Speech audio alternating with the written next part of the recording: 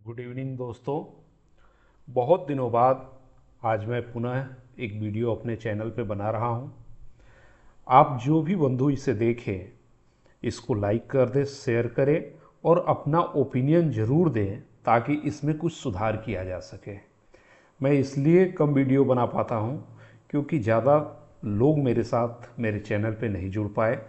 इसलिए यदि आपको सूचनाएं अच्छी लगती हो तो और लोगों को ज़रूर जोड़ने का कृपा करें।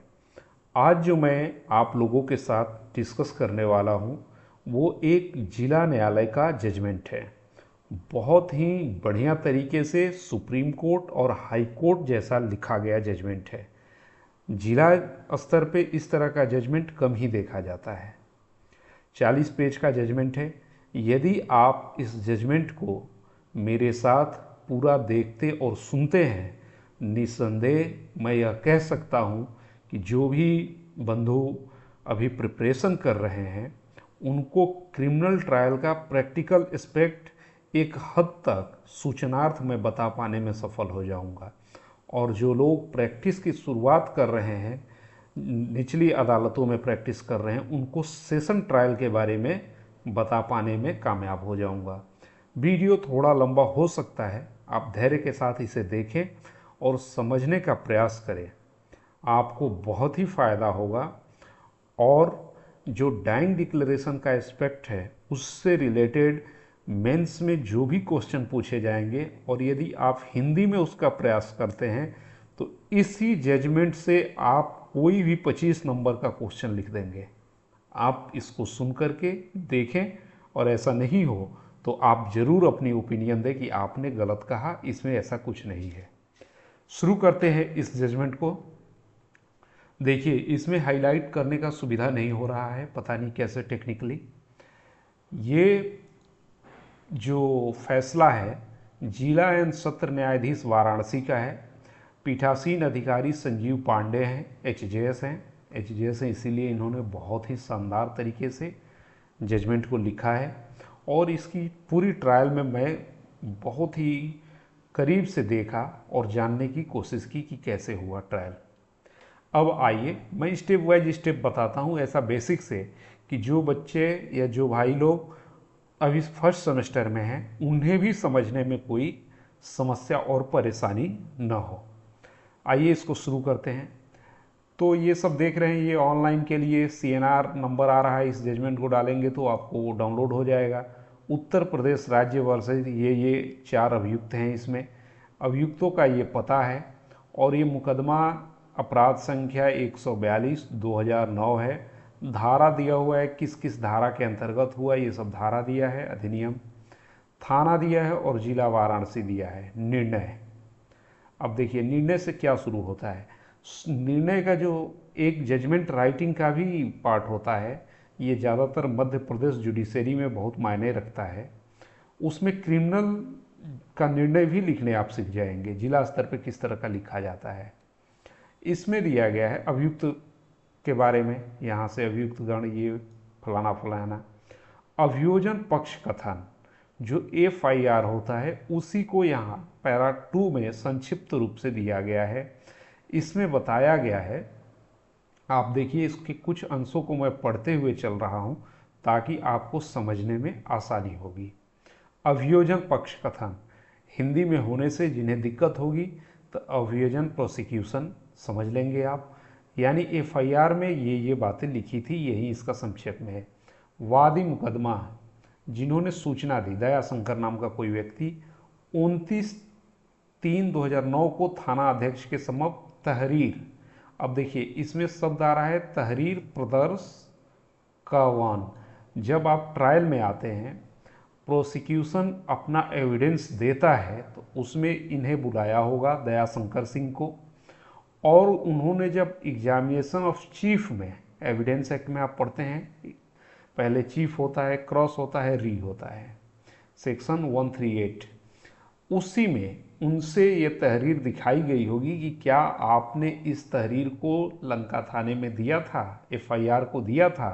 तो यदि वो सकारात्मक देंगे जवाब कि हाँ ये मेरा ही है, इस पे मेरा ही साइन है, तब उस पर प्रदर्श पढ़ते हैं, उन सारे डॉक्यूमेंट जो जो आएंगे स्टेप बाय स्टेप आपको मैं बताऊंगा। तो पहले ये दयाशंकर सिंह ही पेश प्रोसिक्यूशन किया होगा साक्ष्य के रूप में, और उन्होंने उस तहरीर को पहचाना होगा कि हाँ मैंने ही लिया है, तो उस पर प्रदर्श पड़ता है। ये बहुत महत्वपूर्ण होता है प्रदर्शों का। तो प्रदर्श का प्रस्तुत किया गया, उसमें उन्होंने बताया था कि कौशल नगर में वादी ने उक्त शादी में दहेज से संबंधित मोटरसाइकिल, फ्रिज, अंगूठी जो भी उनका था दिए। अब उसमें देखिए, जिस तरह से सिविल मैटर में कंप्लेंट होता है, जिसे हिंदी में दावा कहते हैं, उसको लिखना बहुत ही महत्वपूर्ण हो जाता है, उसकी ड्राफ्टिंग बहुत ही महत्वपूर्ण है। वैसे ही मैं मानता हूँ कि क्रिमिनल में एफआईआर को व्यवस्थित रूप से देना बहुत ही बड़ी बात है। आप इसको ऐसे नहीं समझ सकते कि कोई घटना हुई उसकी सूचना जैसे जैसे हुई वैसे दे दें, फिर उसमें आपको बहुत कठिन हो जाएगा आगे प्रूफ करने में। आप कई तरह की एफआईआर पढ़ेंगे, जैसे इस एफआईआर को पढ़ेंगे, और इसी में दिखाऊंगा कि किन किन बातों को आगे बहस में कैसे लाया जाता है, उसी पे जुडिशियल माइंड अप्लाई होकर के किस तरह से फैसला आता है। आप देखेंगे तो आपको यह महसूस होगा कि कितना महत्वपूर्ण बात है। देखिए, शादी, अन्य सामान, शादी में इन्होंने 2 लाख रुपया दिया है, खर्च हुए। उसके बावजूद वादी की पुत्री के पति संजीव कुमार ये दहेज से संतुष्ट नहीं थे। एक बात आप जान लीजिए, दहेज से ये लोग संतुष्ट नहीं थे। ये कहाँ बताया है? एफआईआर में इन्होंने बताया है। बल्कि वादी की पुत्री पर दबाव डालते रहे कि अपने मायके से 1 लाख रुपया लाओ। ये भी महत्वपूर्ण है, आपको आगे मैं दिखाऊंगा कैसे। दूसरी शादी कर लूँगा, इस बात को वादी की पुत्री ने हम लोगों को बताया, यानी दयाशंकर की पुत्री ने अपने माता पिता और बंधुओं को बताया। इस पर वादी व उसके परिवार के सदस्यों ने लड़के घर जाकर समझाया बुझाया, आश्वासन दिया कि अब ऐसा दोबारा नहीं होगा, यानी आपस में मिल बांट के लोग बात किए हैं, और मारते पीटते भी थे। अपनी पत्नी को पैसे के लिए वो मारता पीटता भी था। इसी बीच उर्मिला की एक पुत्री पैदा हो गई, तो इन लोगों को लगा कि अब नहीं ऐसा कुछ होगा, लेकिन फिर हुआ। मेरी सास फिर से पैसा लिए और कही कि अगर पैसा नहीं लाई तो कम से कम एक मंगलसूत्र ला देना। आप इस पॉइंट को देखिएगा कितना महत्वपूर्ण है, ला देना। अगर नहीं लाई तो वापस मत आना। इन लोगों ने एक मंगलसूत्र अपने पुत्री को दिया, परंतु सूचना मिली कि उसकी पुत्री जहर खा ली है, हॉस्पिटल में एडमिट है। 29/7 को 9 बजे दहेज लोभियों ने जहर देके मृत्यु हो गई इनकी पुत्री की। ये एफआईआर का संक्षिप्त वर्जन है। इस प्रकार से समझिए कि पिता बता रहे हैं कि हमारी पुत्री शादी किए, इनसे इतने तारीख को दहेज और अन्य खर्च इतना किया। इसके बाद उसके पति और नातेदार ने और पैसा मांगा और यह कहा पैसा नहीं लाओगी तो एक मंगलसूत्र ही ला देना, और उन लोगों ने मंगलसूत्र खरीद करके दिया। इतना आपको समझ में अब आ गया होगा। और एक दिन उसकी यह 29/3/2009 को रात्रि 9 बजे जहर देने से या स्वयं जहर खा लेने से मृत्यु हो गई। ये भी बहुत मजबूत पॉइंट है, इस पे भी आप आगे बहस देखेंगे।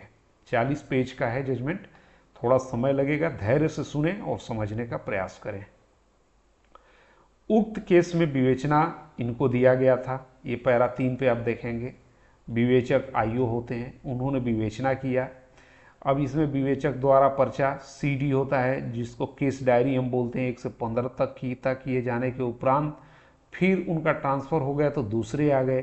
उन्होंने 16 से 21 तक किया दूसरे विवेचक ने, और उन्होंने आरोप पत्र 173 सीआरपीसी में आप पढ़े होंगे, उसे आरोप पत्र इतना में दहेज अधिनियम न्यायालय में प्रेषित किया गया। अब आपने देखा कि जांच अधिकारी आए, केस डायरी उन्होंने किया, और इसके बाद चार्जशीट यानी आरोप पत्र न्यायालय में प्रस्तुत कर दिया। फिर देखेंगे कि उपरोक्त सत्र परीक्षण नकलें देने के बाद सुपुर्द किया गया तथा अभियुक्त गण संजीव मुन्ना के विरुद्ध। इसका मतलब देखिए, उपरोक्त कमिटल फाइल होती है, तो आप सुने होंगे कि सारे जो नकल की कॉपियां हैं वो एक्यूज्डों को दी जाती है, मुफ्त में दी जाती है, तो उसी के बारे में लिखा गया है कि दिया गया। इसके बाद फाइल मजिस्ट्रेट कोर्ट से कमिटल किया गया सेशन कोर्ट में।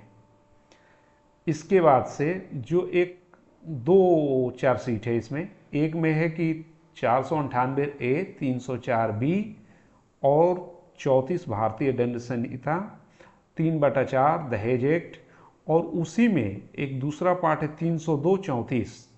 आईओ ने इस दोनों कंक्लूजन पे पहुंचा है। तो इसमें से किस पे कोर्ट टिल्टेड हो रही है इसको हम लोग देखेंगे। अब 5वें पैराग्राफ में बताया गया कि अभियोजन के ओर से कौन कौन साक्षी आए। तो देखिए ये PW1 होता है, हम लोग बहुत बार भूल जाते हैं, इसका मतलब होता है prosecution witness. PW1 prosecution witness. DW लिखा रहेगा तो समझिए डिफेंस विटनेस। तो प्रोसिक्यूशन विटनेस कितने आ रहे हैं? 1, 2, 3 और एक 4 आ रहा है PW नायब तहसीलदार। डॉक्टर आ रहे हैं, डॉक्टर विनय कुमार। फिर डॉक्टर एक और आ रहे हैं AK प्रधान। विवेचक आ रहे हैं PW9। इस तरह से सभी लोग आ गए। अब होता है जो जो डॉक्यूमेंट लगती है फाइल में, जैसे FIR की कॉपी लग गई, प्रदर्श का तहरीर दर्ज किया गया, इसके बाद से पंचायतनामा होता है, पुलिस पोस्टमार्टम रिपोर्ट आती है, नक्शा नजरी बनता है, चालान बनता है, उन सबों पे प्रदर्श डाला जाता है। जो व्यक्ति जिस पे साइन किया रहता है उसको प्रूफ करता है कि हाँ ये मेरे द्वारा तैयार किया गया है, ये साइन मेरा ही है, तभी उस पर प्रदर्श पड़ता है। यदि संदेह व्यक्त कर देगा साक्षी तो उस पर प्रदर्श नहीं पड़ेगा और वो यूजलेस हो जाता है। इसी पे हॉस्टाइल जैसे कदम बढ़ते हैं इसी से आगे। तो सारे पे प्रदर्श पड़ता ही रहता है। ये आप समझ लिए कि प्रदर्श का कहानी आ रहा है 6 में।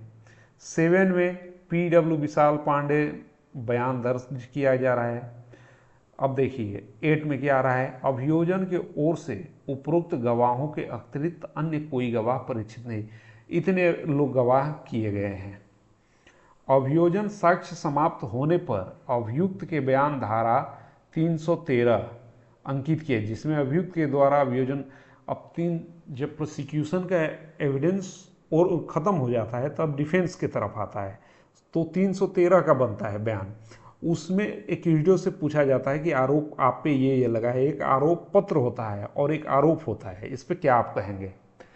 तो उन्होंने कहा कि मृतक द्वारा जहर को गलती से समझकर जहर खा लिया जाना, दुर्भावनावश दुश्मनी के कारण नामजद धन वसूलने के लिए फंसाया जाना बताया गया है, तथा प्रति परीक्षा में सफाई साक्ष्य प्रस्तुत करने का कथन किया गया है। यानी उन्होंने कहा है कि हम ट्रायल को फेस करेंगे। प्ली उसमें नहीं, ये नहीं एडमिट नहीं किया कि हाँ हमने ही किया है, ये सब सही है, होता तो यहीं पे सज़ा सुना दे दी जाती है। जब आप क्रिमिनल ट्रायल का स्टेप बाय स्टेप पढ़ेंगे, 225 से शुरू करेंगे, तब ये बातें समझ में आएंगे कि किस स्टेज पे ये होता है। सफाई साक्ष्य बचाव पक्ष यानी डिफेंस अपराधियों के तरफ से DW1 सुनील कुमार श्रीवास्तव सेवानिवृत्त नायब तहसीलदार प्रस्तुत किया गया। एक बस DW1 आ रहा है डिफेंस विटनेस। अब देखिए 11 में हो रहा है कि पत्रावली पर उपलब्ध साक्ष्य का एक साथ समग्र विश्लेषण करते हुए एक देखा जाना समाचीन होगा कि साक्षीगण ने अभियोजन कथन के संबंध में क्या साक्ष्य दिया है। ये विद्वान न्यायाधीश का मत है। तब देखिए PW1 ने अपनी मुख्य परीक्षा जो कोर्ट में जाते हैं जब बयान देने के लिए, तो आपको मैं बता चुका हूँ कि साक्ष्य अधिनियम में होता है। तो जो प्रोसिक्यूशन होता है वो कहेगा मुख्य परीक्षा की बातों को, और जो एक्यूज्ड होगा वो डिफेंस का कहेगा। क्रॉस एग्जामिन में वो बात अपने पक्ष में कहवाने की कोशिश करता है, उसका वो प्ली लेता है। तो देखिए PW ने जो अपनी मुख्य बात कही है परीक्षा में बातें, उसको संकलित किया गया है। इसी तरह से जितने भी गवाह पेश होते हैं उन्होंने क्या क्या कहा। अब देखिए मृतिका की माँ ने जो कही अपनी मुख्य परीक्षा में, उस कथन को लिया गया। फिर ये PW कमला देवी हैं, उन्होंने अपने मुख्य परीक्षा में क्या कहा। इसके बाद से एक और हैं, ये जितने भी प्रोसिक्यूशन के गवाह हैं उन्होंने अपने मुख्य परीक्षा में क्या क्या बातें बताई, उनको संकलित एक के बाद एक किया गया है। ये डॉक्टर साहब का बयान है, उन्होंने अपनी बातें बताई हैं। इसके बाद आईओ बताए होंगे। फिर हम लोग देखते हैं DW1। देखिए डी विशाल पांडे भी आ गए PW।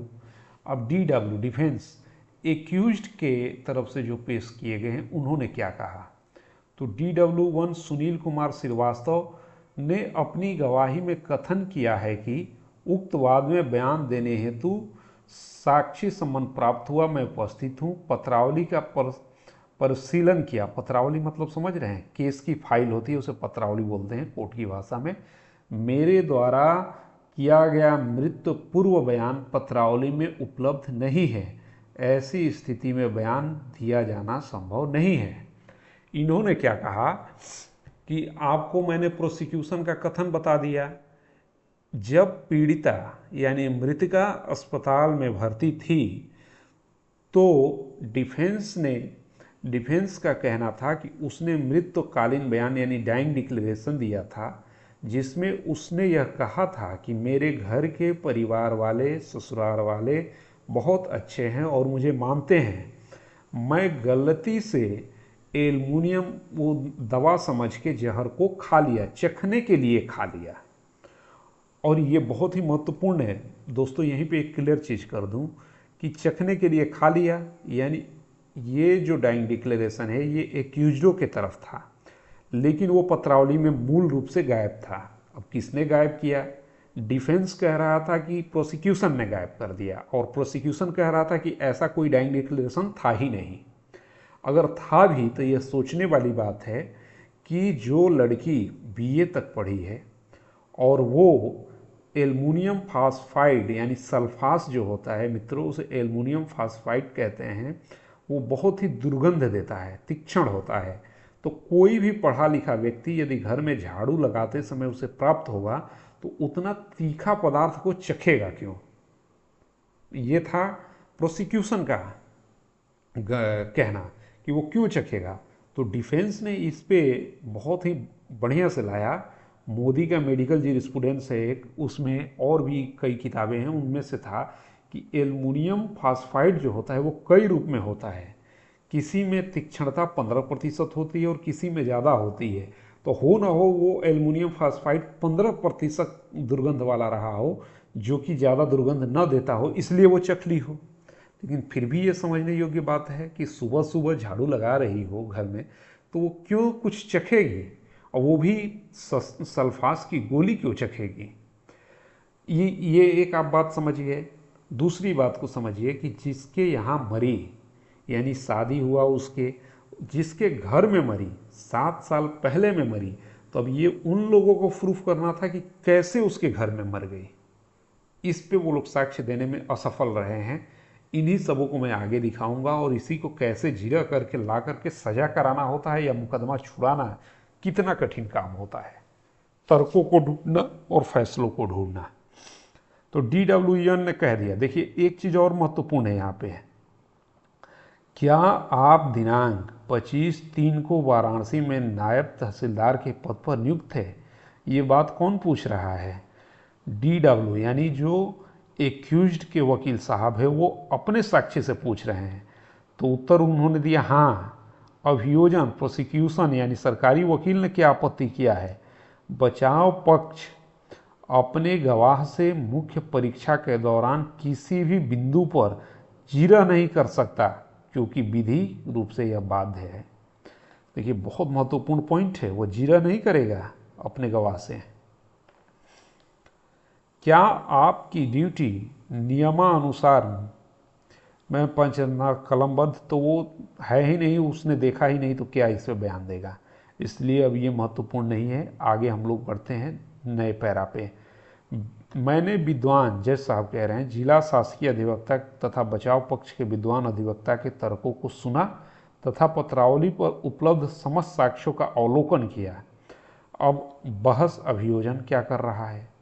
अभियोजन क्या कहेगा कि हमने जो जो गवाहों को प्रस्तुत किया है वो सभी लोग सही बोल रहे हैं और मैं साबित कर रहा हूँ।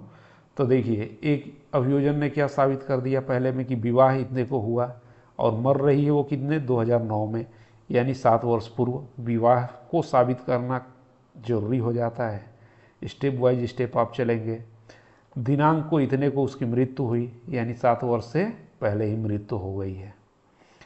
दूसरा 24 नंबर पैराग्राफ में सरकारी वकील ने क्या कहा?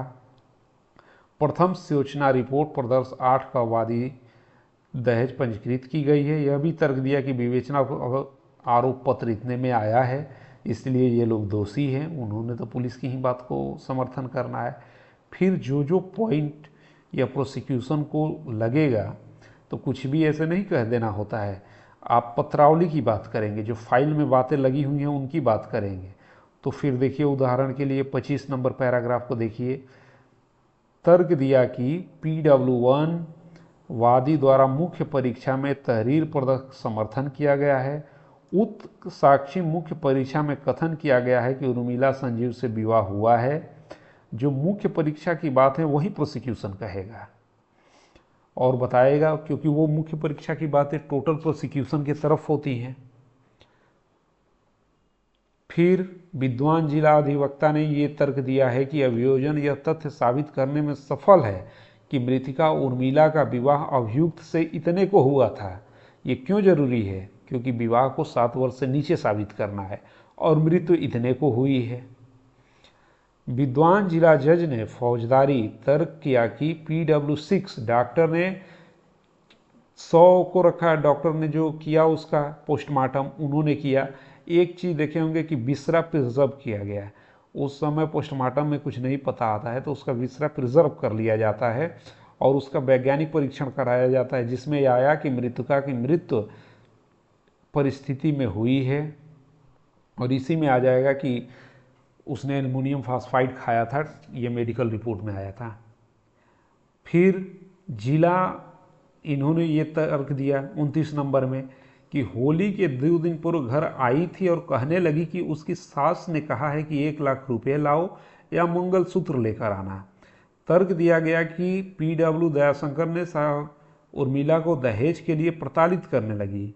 मृत्यु से 2 दिन पूर्व अभियुक्त की मांग पर एक मंगलसूत्र के साथ अपने पति के घर जाने का कथन किया गया है। तो देखिए, ये बात आई कि वो दहेज मांग रहे थे, कहे कि 1 लाख रुपया लाओ, प्रमोशन में देना है लड़के का, या फिर एक मंगलसूत्र लाना। तो वो मंगलसूत्र अपने पिता के घर से लेके अपने पति के घर गई। तो जो एक्यूज्ड के वकील साहब थे, उनका तर्क था कि जैसे ही मंगलसूत्र खरीद के उसकी मां ने दे दिया, वैसे ही दहेज की मांग की कहानी खत्म हो गई, यानी जो मांग थी वो पूरा हो गई। अब उसके लिए कोई बात नहीं होगी, यानी प्रताड़ित दहेज से पहले नहीं होगा। अगर ये साबित कर दिया जाए और मान लिया जाए कि दहेज की मांग यही खत्म हो गई थी, तो ये केस का पूरा नेचर बदल जाएगा। इसको आप ध्यान रखेंगे तर्कों को। फिर 30 नंबर पैराग्राफ में आता है, विद्वान जिला शासकीय अधिवक्ता तर्क दे रहे हैं कि अभियोजन यह साबित करने में सफल है कि अभियुक्त संजीव का विवाह हुआ था। विवाह को साबित कर रहे हैं, अतः अभियोजन अभियुक्त गण के विरुद्ध धारा अपराध साबित करने में सफल रहा है। और 498 समझ ही रहे हैं, प्रताड़ना। तो इस तरह से 31 नंबर में सारे अभी उन्हीं के आ रहे हैं। अब देखिए एक्यूज्ड के तरफ से क्या तर्क दिया जा रहा है। सबसे कठिन कार्य होता है, आप किसी का बचाव करते हैं, उसकी तैयारी करना, उसके तर्कों को ढूंढना, केस को ढूंढना। क्यों? क्योंकि प्रोसिक्यूशन के पास तो सारे गवाह हैं, जांच एजेंसियां हैं, पुलिस जांच करके तथ्यों को लाती है, डॉक्टर का रिपोर्ट है, हर तरह की सुविधाएं प्रोसिक्यूशन की तरफ से हैं। अब उनमें से आप अपने बचाव में कुछ भी ढूंढ के लाते हैं तो बहुत ही बड़ा माइंड अप्लाई करना पड़ता है आपको। तो देखिए 32 नंबर से बचाव पक्ष के विद्वान अधिवक्ता, बहुत ही बड़े अधिवक्ता हैं। इस केस में जो अधिवक्ता साहब थे बहुत ही बड़े वाराणसी डिस्ट्रिक्ट कोर्ट के अधिवक्ता हैं। थाने पर दिया गया अभियोजन के कथा अनुसार, तो इन्होंने भी अभियोजन की ही बात को बता रहे हैं, आगे देखेंगे। बचाव पक्ष के विद्वान अधिवक्ता ने तर्क दिया कि विवाह इतने को संपन्न हुआ था। ये एडमिट कर रहे हैं कि विवाह इतने को हुआ। उक्त विवाह में कोई दहेज नहीं लिया गया था। उन्होंने कहा दहेज दिया गया, इन्होंने डिनाइल कर दिया। और नहीं मृतका को कभी प्रताड़ित किया गया। तर्क दिया कि स्वीकृत तथ्य में मृतका का मृत्यु ये भी एडमिट कर लिया कि मृतका की मृत्यु 29 को हुई थी। बचाव पक्ष के विद्वान अधिवक्ता द्वारा तर्क दिया गया कि अभियुक्त गण द्वारा मृतका उर्मिला से कभी भी दहेज की मांग नहीं किया गया और न ही दहेज के लिए उसे प्रताड़ित किया गया। अगर ऐसी प्रताड़ना अभियुक्त द्वारा किया गया होता, परिवार वाले थाने पर कोई शिकायत अवश्य करते। अब देखिए, वो कह रहे हैं कि यदि ऐसी प्रताड़ना हो रही थी तो आप लोग जरूर थाने पे इसकी सूचना दिए होते। आप नहीं दिए हैं, इसका मतलब कि सूचना कुछ नहीं होता है। अभियोजन द्वारा ऐसा कोई प्रपत्र साबित नहीं किया गया। मतलब क्या है कि अभियोजन ने ऐसा कोई साक्ष्य नहीं दिया कि उसको प्रताड़ित किया जा रहा था और इसकी हमने सूचना थाने पे, महिला आयोग के पास या किसी के पास भी कोई सूचना दिया है।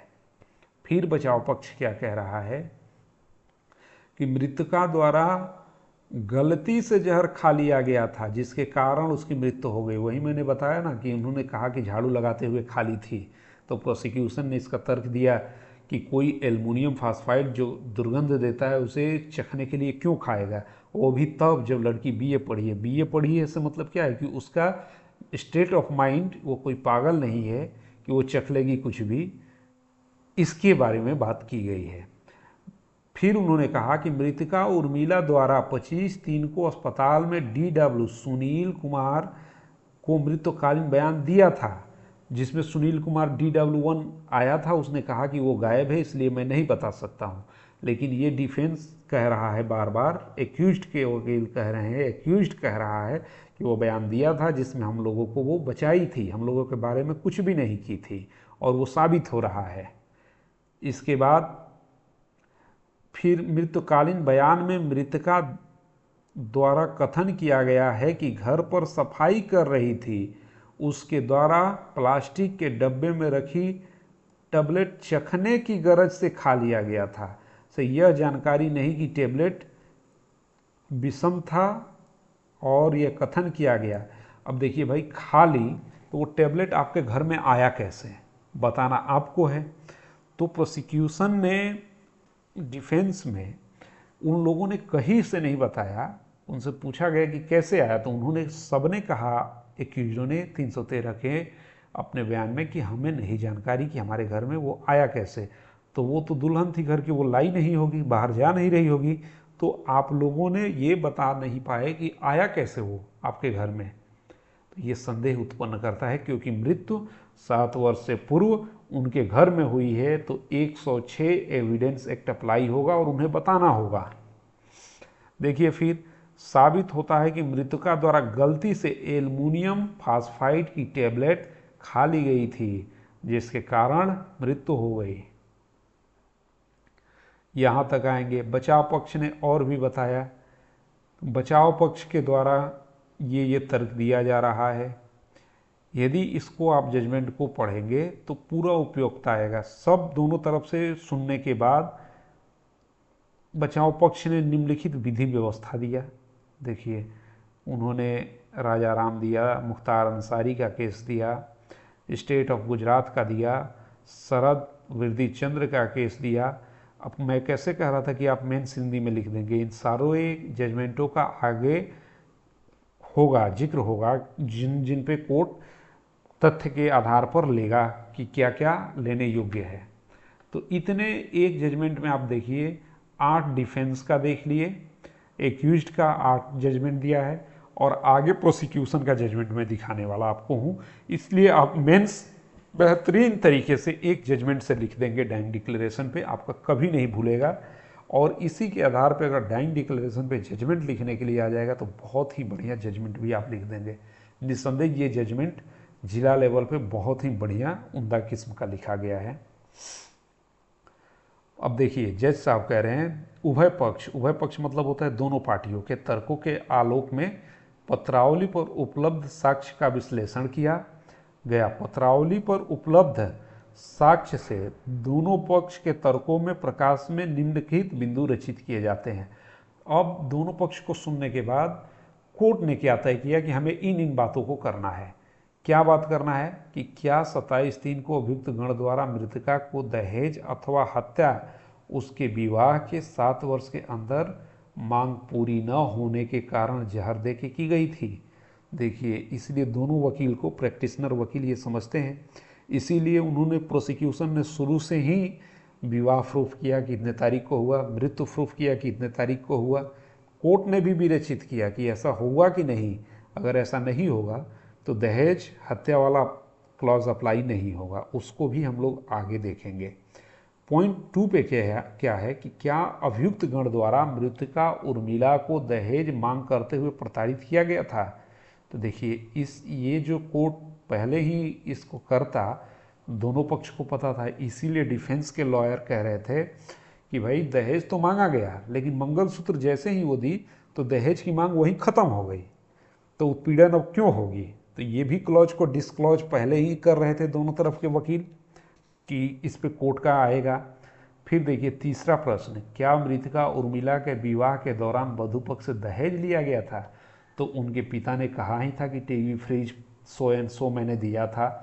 क्या मृतका उर्मिला परिवारजनों से दहेज की मांग की गई, दहेज की मांग की गई थी कि नहीं, तो 1 लाख रुपया मांगा ही जा रहा था। अब निष्कर्ष देखिए कैसे निकाला जा रहा है। अभियोजन द्वारा ये साबित किया गया, बचाव पक्ष के विद्वान अधिवक्ता के तर्कों को संक्षेप में लिखा गया है जो हम लोगों ने ऊपर पढ़ा है। शासकीय अधिवक्ता, अब देखिए माननीय उच्चतम न्यायालय द्वारा नजीर दिया जा रहा है। गुलाम बनाम स्टेट ऑफ यूपी 2021 SCR, इतना विधि व्यवस्था दी गई है कि किसी भी साक्षी को, अब ये एविडेंस एक्ट का है, इसमें केस में मृतका के पिता, उसकी माता, उसके घर वाले ही गवाह हैं। तो सुप्रीम कोर्ट ने एक विधि व्यवस्था दी है और ये डिफेंस का, एक्यूज्ड का कहना था कि ये सारे लोग हितबद्ध साक्षी हैं, इसलिए मुझे फंसाने के लिए ये बयान दे रहे हैं। तो गुलाम वर्सेस स्टेट ऑफ यूपी में क्या कहा गया है, 2021 का लेटेस्ट है, साक्षी को केवल इस आधार पर हितबद्ध साक्षी नहीं माना जा सकता क्योंकि वह पीड़िता के रिश्तेदार हैं। ठीक है, रिश्तेदार होने से हितबद्ध साक्षी नहीं माना जाएगा। माननीय उच्चतम न्यायालय द्वारा नजीर नामदेव बनाम स्टेट ऑफ महाराष्ट्र में विधि दी गई है कि पीड़िता या मृतक के निकट संबंधी को हितबद्ध साक्षी नहीं माना जा सकता, वह एक स्वाभाविक साक्षी है। उपरोक्त नजीर में यह भी विधि व्यवस्था दी गई है कि पीड़ित के निकट संबंधी रिश्तेदार सामान्यतः असली अभियुक्त को छोड़कर किसी निर्दोष को फंसाने के इच्छुक नहीं होंगे। अब आप जब भी प्रैक्टिस करेंगे इन दोनों केस को नहीं जानेंगे प्रोसिक्यूशन के तरफ से, तो इस विधि पे क्या व्यवस्था देंगे, तो ये दोनों बहुत ही महत्वपूर्ण है।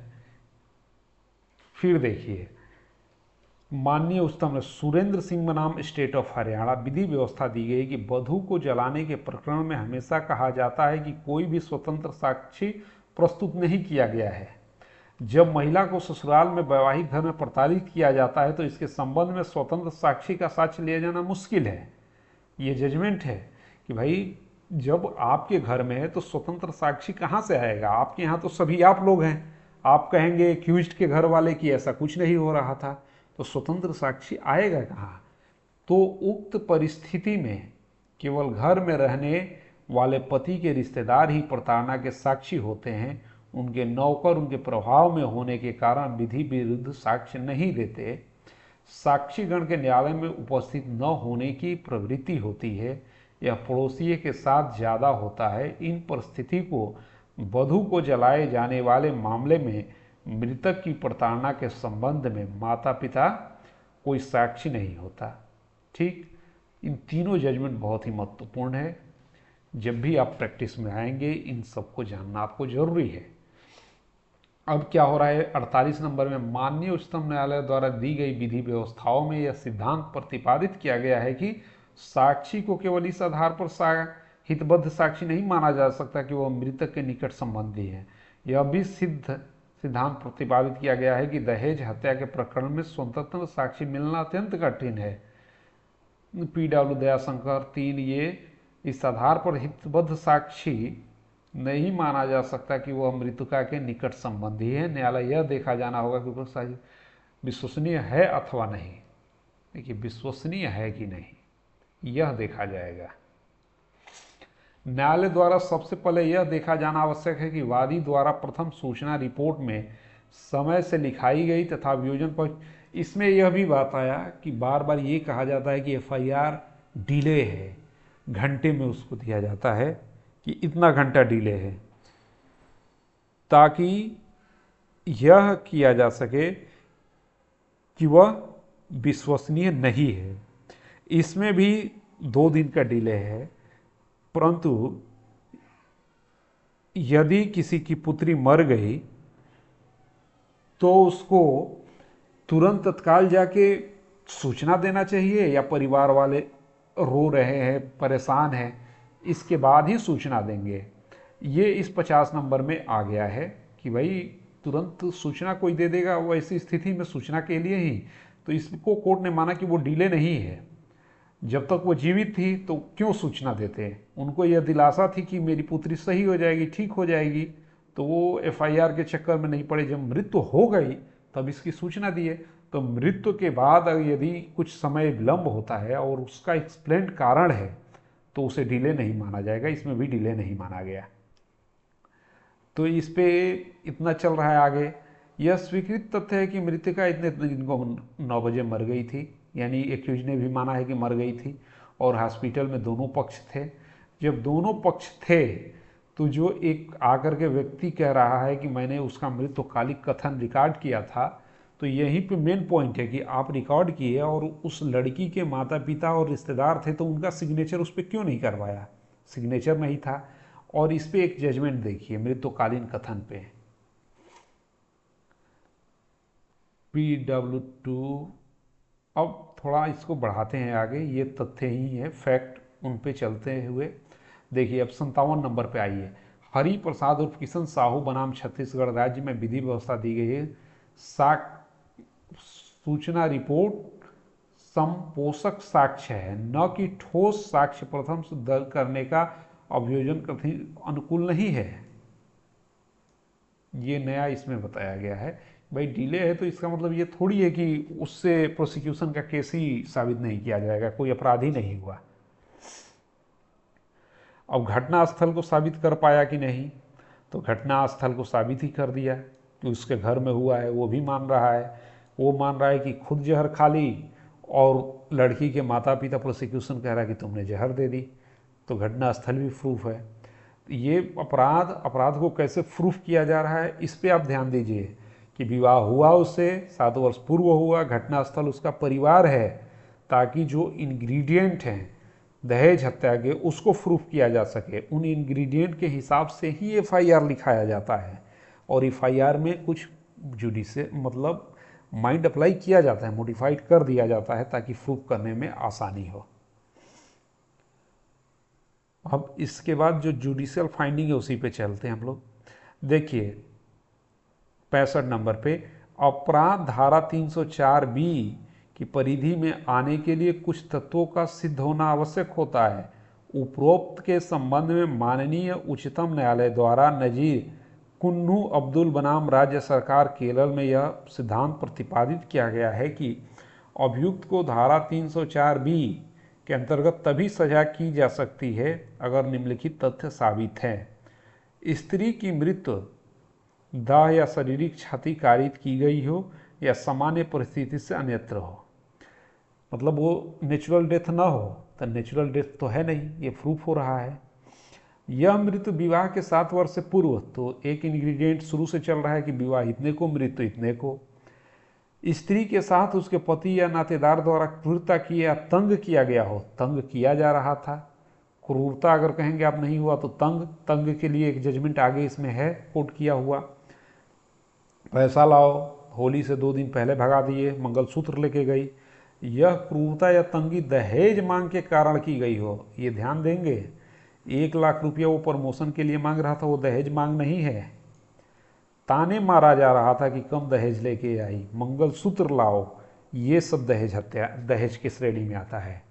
यह दिखाया जाए कि क्रूरता या तंगी स्त्री के मृत्यु से कुछ समय पूर्व, तो वो तो 2 दिन पहले ही होगा, तब ये किस जजमेंट में ये सब बात आ रहा है, किंदू वर्सेस अब्दुल में आ रहा है। 304B के इंग्रेडिएंट, वैसे भी 304B के इंग्रेडिएंट को हम सभी जानते हैं, उसको लिखने के साथ इस केस के साथ समर्थित कर देंगे तो मेंस में बहुत बढ़िया स्कोर हो जाता है।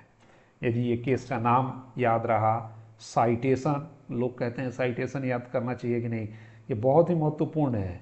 इसको सिर्फ आप इतना लिखते हैं कि किंदु अब्दुल, राज्य सरकार केरल, तो ये अधूरा लगता है, आपको खुद देखने में अधूरा लगेगा एक समय के बाद, याद करने में कठिनाई होती है निस्संदेह। 2004 भी लिख देंगे तो महत्वपूर्ण हो जाता है। यदि 4 एसएससी वैल्यूम ये सब लिख देते हैं तब तो और भी महत्वपूर्ण हो जाता है। लेकिन कभी भी केस को पूरा साइटेशन के साथ याद करने का प्रयास करें आप। इंग्रेडिएंट 304 बी का 65 में आ गया। 66 में आ रहा है कि माननीय उच्चतम न्यायालय द्वारा प्रतिपादित उपरोक्त सिद्धांत के आलोक में साक्ष्य का परिशीलन किया गया। देखिए, इस सिद्धांत को कोर्ट ने देखा कि इसमें ये बात किया गया और प्रोसिक्यूशन और डिफेंस के साक्ष्य से क्या क्या आया है उसको परिशीलन किया गया है। तो न्यायालय के समक्ष विचारणीय प्रश्न है कि क्या मृत्यु किसी दाह या शारीरिक क्षति से, तो प्रोसिक्यूशन ने इसको प्रूफ कर दिया है कि जहर से मृत्यु हुई है। एक चीज प्रूफ हो गया, पहला इंग्रेडिएंट 304 बी का प्रूफ। दूसरे इंग्रेडिएंट पे आते हैं, सारे इंग्रेडिएंट को प्रूफ तर्क दिया जा रहा है, आप रीजन बताएंगे अपने जजमेंट में, यही रीजन है कि कैसे आप उसको दोषी मानेंगे। पीडब्ल्यूए विशाल पांडे ने सबने प्रस्तुत किया। अब देखिए, माननीय सर्वोच्च न्यायालय द्वारा नजीर अभिषेक बनाम इतना में विधि व्यवस्था दी गई है कि सभी मृत्युकालीन बयान की प्राथमिक आवश्यकता है कि वह स्वच्छ और भरोसेमंद हो तथा बयान उपयुक्त मानसिक स्थिति में दिया गया हो। तो उन लोगों ने बार बार कहा ना कि वो बयान दी थी कि हमारे पति अच्छे हैं, उनके पिता माता सब अच्छे हैं, तो वो क्या ऐसी कहने की स्थिति में थी? डाइंग डिक्लेरेशन का आवश्यक इंग्रेडिएंट है कि वो डॉक्टर से पहले एक सर्टिफिकेट लिया जाए कि हाँ, ये बयान डाइंग डिक्लेरेशन देने की स्थिति में है, उसका स्टेट ऑफ माइंड ठीक है, उसका बयान स्वैच्छिक है, ये इंग्रेडिएंट है। अगर ये सब नहीं होगा तो उसे डाइंग डिक्लेरेशन नहीं माना जाएगा। इसमें भी उस डाइंग डिक्लेरेशन को नहीं माना गया। अब देखिए 76 नंबर में, माननीय सर्वोच्च न्यायालय द्वारा नजीर अतवीर बनाम गवर्नमेंट ऑफ एनसी दिल्ली में विधि व्यवस्था दी गई है कि अगर चतुर्थी साक्ष्य पुष्टि करे कि मृतक मृतकालीन बयान देने के लिए उपयुक्त व सचेत स्थिति में नहीं था तो चिकित्सकीय राय मान्य नहीं होगी। बहुत बड़ी बात है ये अपने आप में। यदि कोई साक्षी यह कहता है, यानी वहाँ पे उसके घर वाले मौजूद थे, वो बता रहे हैं कि वो बेहोश थी, थोड़ा बात की, कब कैसे की, और डॉक्टर ने ये सर्टिफिकेट दे दिया कि वो ठीक है, बात करने की स्थिति में है, लेकिन ये उनके बयानों से आता है कि वो ठीक नहीं थी, बात नहीं कर पा रही थी, तो चिकित्सक की राय भी नहीं मानी जाएंगी। ये बहुत बड़ी बात है। अतवीर बनाम गवर्नमेंट ऑफ दिल्ली। अब देखिए, माननीय सर्वोच्च न्यायालय द्वारा नजीर पूनम बाई बनाम स्टेट ऑफ छत्तीसगढ़, इसमें कहा जा रहा है कि विधि व्यवस्था दिए मृतक की उपयुक्त मानसिक स्थिति के संबंध में चिकित्सीय प्रमाण पत्र के अभाव में मृतकालिक बयान लेने वाले के द्वारा मृतक से यह जानने के लिए कोई प्रश्न न पूछना कि वह घटना को याद करने की स्थिति में है का प्रतिकूल प्रभाव अभियोजन कथन पर पड़ता है। अब देखिए, यदि उसने नहीं लिया कि वो बयान देने की स्थिति में है तो उसका प्रतिकूल प्रभाव अभियोजन पे पड़ेगा। ऐसे ही एक कांतिलाल का जजमेंट है, स्टेट ऑफ राजस्थान, इसमें क्या कहा गया है कि विधि व्यवस्था दी गई कि मृत्युकालीन बयान की विश्वसनीयता के लिए महत्वपूर्ण परीक्षण यह है कि जिस व्यक्ति द्वारा मृत्युकालिक बयान दर्ज किया गया वह इस बात से संतुष्ट होना चाहिए कि मृतका उपयुक्त मानसिक स्थिति में थी। मृतका की उपयुक्त मानसिक स्थिति के संबंध में चिकित्सकीय प्रमाण के अभाव में मृतकालिक बयान दर्ज करने वाले व्यक्ति द्वारा मृतका का बयान दर्ज करने से पूर्व प्रारंभिक प्रश्न न पूछने से भी उक्त मृतकालिक बयान संदिग्ध हो जाता है। तो इंग्रेडिएंट यदि पूछ दे रहा है कि मृतकालिक बयान का डाइंग डिक्लेरेशन की विश्वसनीयता होने के लिए आवश्यक तत्व बताएं, तो उनमें यही सब तत्व हैं मेंस में जो पूछे जाते हैं। इन सब जजमेंटों को आप कोट कर देंगे, जजमेंट नहीं कोट करते हैं, इनको पैरा बना करके भी एक एक लाइन का लिख देंगे। जैसे छोटा क्वेश्चन जो 8 नंबर 10 नंबर का पूछा जाता है, शॉर्ट आंसर, तो भी बहुत महत्वपूर्ण आंसर बन जाएगा, क्योंकि जो भी इसमें लाइनिंग है जजमेंट में, ये सब सुप्रीम कोर्ट के द्वारा बताया गया है। अब डिपेंड करता है कि बहुत बार यह देखा जा रहा है कॉपियों को आरटीआई से मांग करके कि जांच करने वाले व्यक्ति पूरे जीवन एकेडमिक में रह गए और वो पहले के ही स्थिति में चल रहे हैं, इस तरह के बातों से अपडेट नहीं हो रहे हैं। 2009 का जजमेंट है, 2021, 22, 23 का जजमेंट आप कोट करेंगे तो जान पाते हैं कि नहीं, वो एक अलग विषय होता है।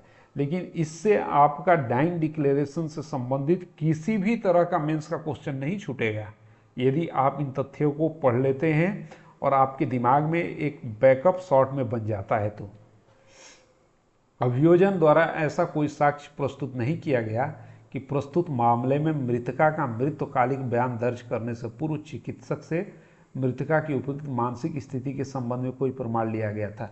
अब देखिए, अभियोजन क्यों इसको प्रूफ करेगा? अभियोजन यदि प्रूफ कर देगा तो ये एक्यूज्ड कह रहा है कि हमें कही है डाइंग डिक्लेरेशन में कि मैं अच्छा हूँ, तब तो उसका हो जाता, उसके तरफ फेवर में चला जाता, तो प्रोसिक्यूशन इसे प्रूव ही नहीं करेगा। यही सब एडवोकेट माइंड अप्लाई करते हैं। ये सब माइंड आप एक दिन में नहीं अप्लाई कर सकते हैं। ऐसे हजारों जजमेंट पढ़ेंगे, ऐसे कई ट्रायल देखेंगे, तब इसको सीखेंगे। और एक बात ध्यान दीजिए, हाई कोर्ट में प्रैक्टिस करने से भी ये सब बातें नहीं सीख पाएंगे आप। मैंने हाई कोर्ट में प्रैक्टिस करके देख लिया है, ये जिला स्तर पे है। हाई कोर्ट में इसमें किन किन बातों पे बनना चाहिए वो भी मैं बताऊंगा कि हाई कोर्ट में क्या होगा अपील में अगर जाता है तो, और इसके अपील हाई कोर्ट में होती है तो उसको भी मैं दिखाने की कोशिश आप लोगों को करूंगा। मानसिक स्थिति होने के संबंध में साक्षीगण का मौखिक साक्ष्य महत्वपूर्ण हो जाता है। तो उन्होंने तो बताया ही था कि मेरी बेटी, मैं हॉस्पिटल पहुंचा तो बेहोश थी, थोड़ी देर बाद 2 घंटे बाद कुछ बात की, इसके बाद फिर उसकी स्थिति ठीक नहीं थी। अब ये तथ्य है 80 नंबर में, इसको ज़्यादा तवज्जो नहीं देते हम लोग, समय बढ़ रहा है, वैसे देखना तो सबको चाहिए। अब 86 नंबर पे हम लोग आते हैं, उसमें क्या कहा गया है देखिए। प्रायः यह देखा जाता है कि जब वैवाहिक विवाद के मामले में चुड़ैल पत्नी को, कोर्ट ने यहीं से ही इस पैरा से एकदम प्रोसिक्यूशन की तरफ आ गया और एक्यूज्ड को सजा सुना दिया।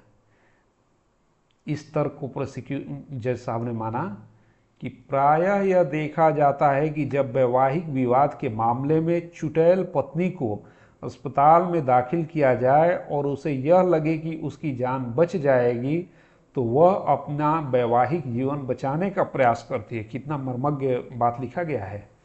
ऐसी महिला केवल उस स्थिति में अपने ससुराल वालों के विरुद्ध बयान देती है जबकि उसे यह लगे कि उसकी मृत्यु संभावित है।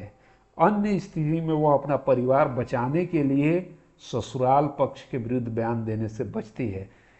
क्या लाइनिंग है ये! वो बार बार एक्यूज्ड कह रहा है कि वो हमें अच्छा बताई है और वो डाइंग डिक्लेरेशन दी है। तो डाइंग डिक्लेरेशन की तरफ तो मान्य होगा नहीं मान्य होगा, एक तरफ ये प्रश्न चल ही रहा था। इसमें कोर्ट ने क्या निष्कर्ष निकाला कि भाई देखिए, जब वो उसे लगता है कि मेरा वैवाहिक जीवन बचेगा तो वो क्यों देगी गलत बयानबाजी। वो बचाने का प्रयत्न करती है स्त्री, क्योंकि स्त्री ऐसी होती है। जब उसे लगेगा कि मरूंगी तभी वो उनको बचाती है। तो उसे मान भी लिया जाए डाइंग डिक्लेरेशन तो यह माना जाएगा कि उसे लगा होगा कि हमें विवाह बचाना है, इसलिए आपका नाम नहीं ली होगी। ये 86 नंबर लाइन कोर्ट का ड्राइंग फाइंडिंग बहुत ही टर्निंग है। इसके बाद आते हैं 87 को छोड़ते हुए 89 नंबर पे आते हैं। ये सारे तरह के उपरोक्त विवेचना से यह स्पष्ट होती है कि अभियोजन युक्त संदेश से परे साबित कर दिया है। रीजनेबल डाउट का कंसेप्ट आप समझे हैं ना। मृतिका उर्मिला की जहर खाने के कारण हुई, सफल रहा कि मृतिका उर्मिला की मृत्यु जहर खाने के कारण हुई। बचाव पक्ष यह साबित करने में असफल रहा कि मृतिका उर्मिला द्वारा जहर गलती से खाया गया। उन्होंने कोई दिया ही नहीं साक्ष्य, क्योंकि उनके पास तो कुछ था ही नहीं, DW1 था, बस वो डाइंग डिक्लेरेशन प्रूफ किया। न्यायालय के समक्ष द्वितीय विचारणीय दूसरा प्रश्न क्या है कि उर्मिला की मृत्यु विवाह से 7 वर्ष पूर्व, तो ये आप हम लोग देख लेंगे प्रूफ हो गया है। फिर आइए तीसरा, न्यायालय के समक्ष तृतीय प्रश्न है कि उसके पति के नातेदार ने क्रूरता की या तंग किया, तो तंग किए तभी अपने माँ के पास जाकर के मंगलसूत्र लाई थी। मृतिका के साथ दहेज मांग के कारण की गई, तो दहेज मांगी ही जा रही थी, दहेज कम लाने की ताना मारी ही जा रही थी। पांचवा प्रश्न है कि क्या क्रूरता मृतक के उसकी मृत्यु के कुछ समय पूर्व, तो कुछ समय तीनों ही प्रूफ प्रोसिक्यूशन की तरफ ऊपर ही आपने देख लिया है कि हो जा रहा है। अगर इनको डिफेंस प्रूफ कर देता इन तर्कों को, तो ये अप्लाई नहीं होता। फिर दूसरा फाइंडिंग आता। तो मित्रों इस तरह से इसमें बहुत कुछ बातें लिखते हुए पूरा तर्क और इतना मस्त जजमेंट लिखा गया, इतना मजबूत जजमेंट लिखा गया है कि एक्यूज्डो को इन सबों के बाद सजा सुना दिया गया। ये सब लिया गया है, हम लोग पढ़ लिए, उन्हीं तथ्यों को दोहराया गया है। फिर सजा सुनाते हुए उनको साबित होता है विवाह के 7 वर्ष के भीतर परिस्थिति में हुई, यह भी साबित होता है। देखिए अब उन सब के प्रश्नों के बाद क्या हो रहा है, कोर्ट क्या कह रहा है कि पत्रावली पर उपलब्ध साक्ष्य के उपरोक्त विवेचन से यह तथ्य साबित होता है कि मृतिका उर्मिला की मृत्यु विवाह के 7 वर्ष के भीतर सामान्य परिस्थिति से अन्यत्र हुई है। यह तथ्य भी साबित होता है कि अभियुक्त गण संजीव इतना ने को मृतिका के संबंध में दहेज मांग करते हुए तंग व प्रताड़ित किया। दहेज के कथित अपराध के विरुद्ध धारा 304 बी लगता है। 304 बी के इंग्रेडिएंट पूर्ण हो गए कोर्ट की नज़र में। तो 304 बी जैसे ही लगेगा मित्रों तो 113 बी एविडेंस एक्ट आ जाएगा जिसमें प्रिजम्पशन है। तो जैसे ही 304 बी प्रूफ हुआ तो प्रिजम्पशन आया। तो उसमें क्या है, जब प्रश्न यह है कि किसी व्यक्ति ने किसी स्त्री की दहेज मृत्यु की है और यह दर्शित किया जाता है कि मृत्यु के कुछ वर्ष पूर्व ऐसे व्यक्ति ने दहेज की किसी मांग के लिए या उसके संबंध में उस स्त्री के साथ क्रूरता की थी या तंग किया था, तो न्यायालय उपधारणा करेगी। तब देखिए ये एपीओ के एग्जाम में इससे संबंधित ऑब्जेक्टिव में क्वेश्चन रहता है कि पहले भारतीय साक्ष्य अधिनियम के 113 बी के अप्लाई करने के लिए क्या 304 बी को पहले प्रूफ करना आवश्यक है? प्रूफ करना आवश्यक नहीं है। 304 बी और 113 बी दोनों को प्रूफ करना आवश्यक है। तो ये देखिए पहले 304 बी को प्रूफ करना है, तुरंत जैसे ही 304 बी के इंग्रेडिएंट फुलफिल होंगे 113 बी अपने आप अप्लाई हो जाएगा। यही इसका कंसेप्ट है। एपीओ ऑब्जेक्टिव में इस तरह के क्वेश्चन पूछे जाते हैं। तो इनको आप पढ़े रहेंगे तो ये आपके माइंड में बैठा रहेगा और आप जब भी तथ्यपूर्ण प्रैक्टिकल क्वेश्चन पूछे जाएंगे उसमें आप कभी भी फेल नहीं होंगे। लास्ट एक जजमेंट मैंने कराया था, उसमें झारखंड राज्य में उसी जजमेंट में से 3 क्वेश्चन डायरेक्ट आए थे। उस जजमेंट में से नाम पूछा था जजमेंटों का, फाइंडिंग जो भी मैं बताया था वो 3 क्वेश्चन आए थे। एक जजमेंट में से 3 क्वेश्चन आ जाना बहुत बड़ी बात होती है और मैंने ऐसा नहीं किया था, वो बाय लक होता है कि जजमेंट मैंने बताया उसमें से क्वेश्चन आ गए, क्योंकि जजमेंट में बहुत कुछ लिया जाता है। और आप ऐसे जजमेंट अगर महीने में एक भी पढ़ते हैं, सुप्रीम कोर्ट का जजमेंट रोज नहीं पढ़ पा रहे हैं लेकिन फुल जजमेंट, तो आपका ज्ञान बहुत बढ़ेगा, आपकी नॉलेज बढ़ेगी, प्रैक्टिकल एस्पेक्ट को जानने में महत्वपूर्ण भूमिका होगी। परंतु इसको कोई समझाता है तो वो और भी आसान हो जाता है यदि आप समझने का प्रयत्न करेंगे।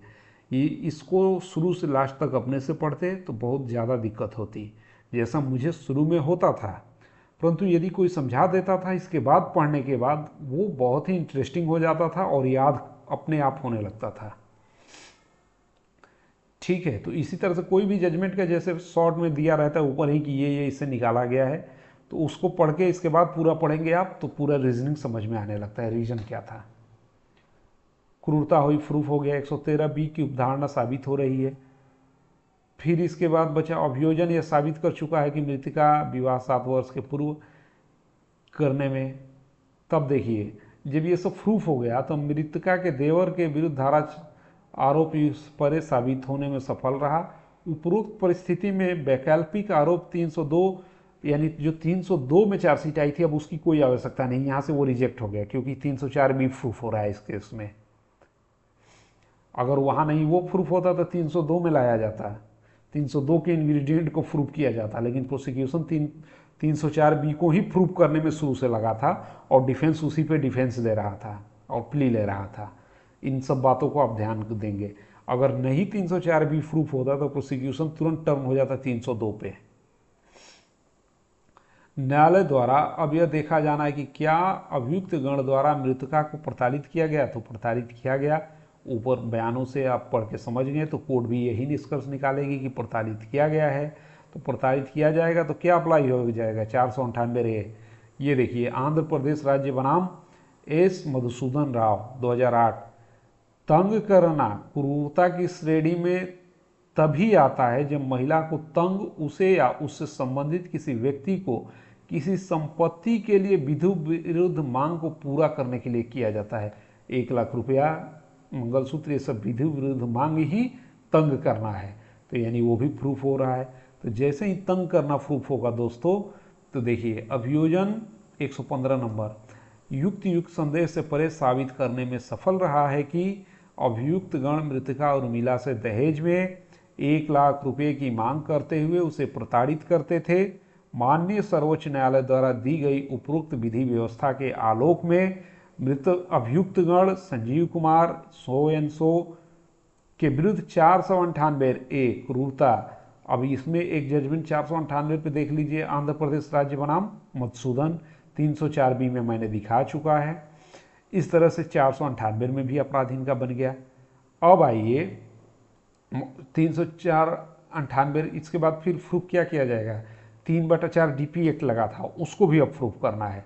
तो इसमें क्या है, न्यायालय अब यह देखा जाना है कि 116 नंबर में न्यायालय क्या देख रहा है कि मृतका के विवाह के दौरान, ये थोड़ा दौरान वधु पक्ष से दहेज लिया गया, तो वो उसके PW1 कह रहा है, 2 कह रहा है, 3 की मैंने अंगूठी दिया, सिकड़ी दिया,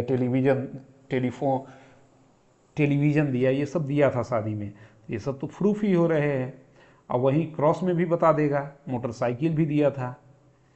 तब जैसे ही ये सब होगा तो कोर्ट फाइंडिंग पे क्या पहुंचेगा, न्यायालय द्वारा अब देखना है कि मृतका जन से दहेज की मांग की गई थी, तो दहेज की देखिए, जैसे ही ये होगा तो क्या आएगा कि धारा 3 दहेज प्रतिषेध अधिनियम 1961 का अपराध युक्ति संदेश पर साबित करने में सफल रहा।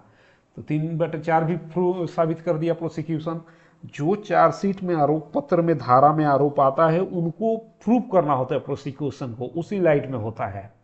और एक अवधारणा है प्रैक्टिस में, लोग कहते हैं कि प्रोसिक्यूशन का वकालत आसान है, उतना आसान भी नहीं है।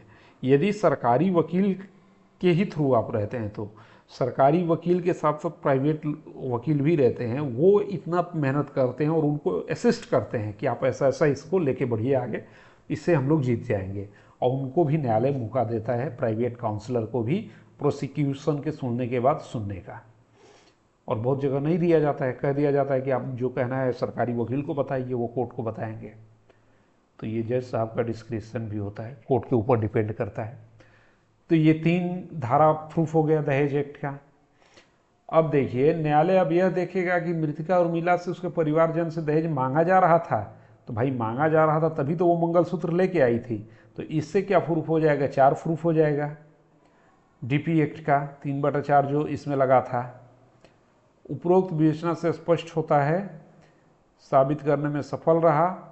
अब देखिए, सब देखने के बाद कोर्ट कहाँ पहुंची कि दहेज धारा 4 1961 का युक्त संदेह से परे साबित करने में सफल रहे।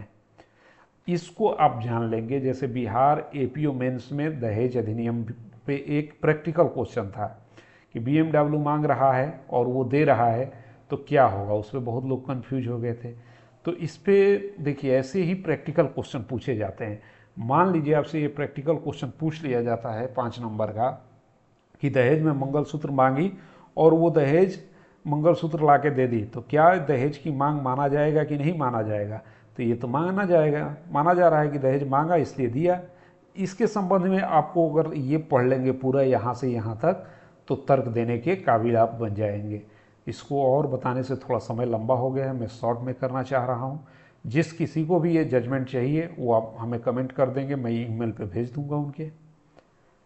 इस तरह से अभियुक्तगण संजीव कुमार मुन्नालाल के लगाए गए आरोप सिद्ध किए होने योग्य हैं। तो जब ये सब जितने भी धारा लगे थे उन सबके इंग्रेडिएंट प्रूफ हो गए, प्रोसिक्यूशन ने वो बियॉन्ड रीजनेबल डाउट से प्रूफ कर दिया, तो क्या हुआ कि धारा 3 में दोष सिद्ध किए जाने योग्य हैं। तो सिद्ध किए जाने योग्य हैं तो आदेश क्या पारित होता है कि अभियुक्त गण के खिलाफ 304B में अपराध दोष सिद्ध किया जाता है। अब उनके बाद 498A में प्रूफ हो गया, 3 में हो गया, 4 में हो गया, तो उन्हें दोषी मान लिया गया। दंड के बिंदु पर सुनवाई 10/6/24 को पेश होगा। एक महत्वपूर्ण बात जान लीजिए, दंड की बिंदु पे सुनवाई इतने तारीख को होगा। ये बहुत ही महत्वपूर्ण बात है, हमेशा याद रखिएगा। दंड के बिंदु पे किसे सुना जाएगा, इस पर बहुत जुडिशियल फाइंडिंग है। जनरल प्रिंसिपल क्या है, दंड के बिंदु पर सिर्फ और सिर्फ एक्यूज्ड को सुना जाएगा। कहीं भी आपसे ऑब्जेक्टिव क्वेश्चन पूछे कि दंड के बिंदु पे किसे सुना जाएगा, तो हम लोगों के जनरली माइंड में आता है कि दोनों पक्ष को, लेकिन दोनों पक्ष को नहीं सुना जाता है। ये सीआरपीसी में बाढ़ है। किस सेक्शन में बाढ़ है, आप खुद इसको ढूंढने का प्रयास करें। जजमेंट वाले पार्ट में ये सिर्फ अपराधियों को सुनेगा, क्योंकि कोर्ट ने कह दिया कि तुम दोषी हो इन धाराओं में, अब मैं तुझे दंड के बिंदु पे इतने को सुनूंगा।